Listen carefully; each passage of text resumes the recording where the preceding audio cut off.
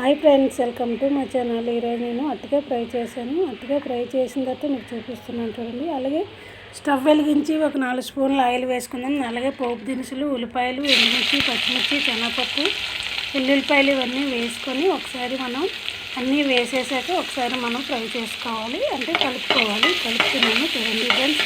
ఇవన్నీ కలుపుకోవడం అయిపోయిన తర్వాత ఒక 2 రెమ్మలు కరివేపాకు వేసుకున్నాం. 2 రెమ్మలు కరివేపాకు వేసుకున్నాక ఒకసారి కలుపుకున్నాం. అలాగే నేను ముందుగానే అరటికాయ ముక్కలు అనేది కట్ చేసి పక్కన వాటర్లో పెట్టుకున్నాను.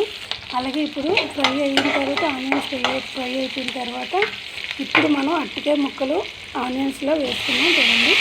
ఆనియన్స్లో వేసుకున్నాక అన్నీ వేసేసాక నేను చూపిస్తున్నాను, కలుపుతున్నాను. ఇప్పుడు అన్నీ కలుపుకోవడం అయిపోయాక వెంటనే మూత పెడితే ఏమవుతుందంటే తొందరగా అడుగు అంటుకుంటుంది. అందుకే వెంటనే మూత పెట్టలేదు, నేను కలుపుకుంటూనే ఉన్నాను.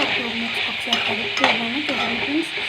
అలాగే కలుపుకొని ఇదంతా కలుపుకొని మనం ఇప్పుడు ఇంకా కలుపుకోవాలి. కలుపుకుంటూ ఉండాలి, అడుగు అంటుకోకుండా ఉంటే కలుపుతూ ఉండాలి చూడండి ఫ్రెండ్స్.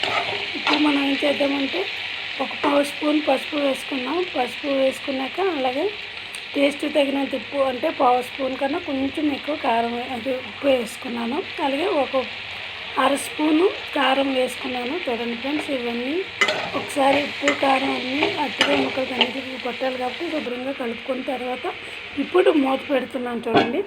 అలాగే 2 మినిట్స్ తర్వాత మూత తీస్తున్నాను. మూత ఇప్పుడు పెట్టుకుంటే ఏమవుతుందంటే ఉప్పు కారం అనేది అరటికాయకి పట్టి టేస్ట్గా ఉంటుంది ఫ్రెండ్స్.